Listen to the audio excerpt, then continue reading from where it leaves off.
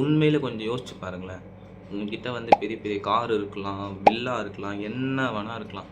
ஆனா உங்ககிட்ட உங்க ஹெல்த் இல்லைன்னா எது இருந்தும் ஒரு பிரயோஜனமும் கிடையாது. சரி, சும்மா யோசிச்சு பாருங்களேன். நான் வந்து ஒரு பெரிய பணக்காரன். ஆனால் ஹெல்த் கான்ஷியஸு கொஞ்சம் கூட இல்லாத ஒரு ஆள், ஓகேவா? என் கண்ணு முன்னாடி வகை வகையாக ஸ்வீட் இருக்குது. வெளிநாட்டு ஸ்வீட்டு, உள்நாட்டு ஸ்வீட்டு, டிசைன் டிசைனாக இருக்குது. ஏன்னா என்னால் தின்ன முடியாது. எனக்கு தான் சுகர் இருக்குது. நான் நினச்சேன்னா எந்த சூப்பர் பைக்காக இருந்தாலும் என்னால் வாங்க முடியும். ஆனால் என்னால் ஓட்ட முடியாது. ஏன்னா எனக்கு தான் இடுப்பு வலி, மூட்டி வலிலாம் இருக்குது. உலகத்தில் எவ்வளோ காஸ்ட்லியான ஸ்போர்ட்ஸ் கார், எத்தனை ஹெச்பியாக இருந்தாலும் என்னால் வாங்க முடியும். ஆனால் ஓட்ட முடியாது.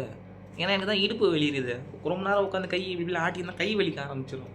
எனக்கு படப்பட இதயம் எனக்கு துடிக்க ஆரம்பிச்சிடும். அவ்வளோ வேகமாலே என் உடம்பு போக முடியாது. அப்போ என்ன ப்ரோ சொல்கிற? பணம் முக்கியம் இல்லையா?